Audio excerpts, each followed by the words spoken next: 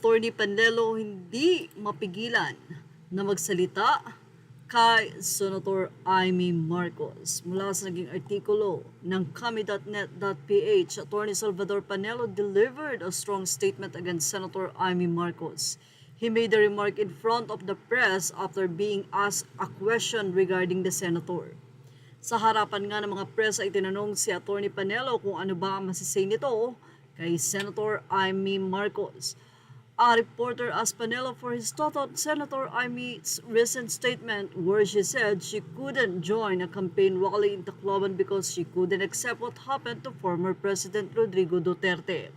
Ayon kasi kay Senator Amy Marcos, parang hindi niya kaya na sumama doon sa Tacloban dahil nga hindi siya makapag-concentrate at hindi niya matanggap ang nangyari kay PRRD. Dahil dito, tila maanghang ang sagot ni Attorney Panelo. In response, Panelo first sang a line from a song, Balat Kayo Panga, before bluntly saying, bolahin mo ang lelang mo. Attorney Salvador Sal Panelo is a Filipino lawyer, politician, and former Chief Presidential Legal Counsel of the Philippines under President Rodrigo Duterte.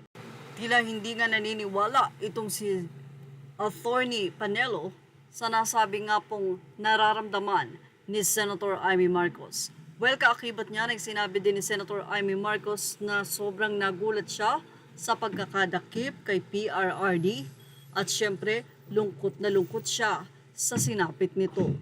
Pero sa ngayon tila wala naman talaga siyang magagawa. Sa nasabing nakaraang survey ay bumaba nga ang boto ni Senator Amy Marcos na tapyas sa top 13. Si Senator Amy Marcos ay kaibigan ni Vice President Sara Duterte. Ang kanilang pagkakaibigan ay sobrang sinusubok ng panahon at sa ngayon kasalukuyan ay hindi nga alam kung maayos pa ba sila o hindi na.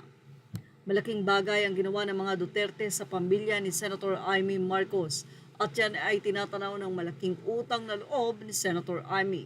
Pero hindi na nga ganoon ang nangyayari ngayon kahit ipaalala ng mga tao ang ginawa ng Duterte sa pamilya Marcos ay tila nakalimutan na nga ito sa pag-surrender mismo ng administrasyon sa dayuhang kalaban.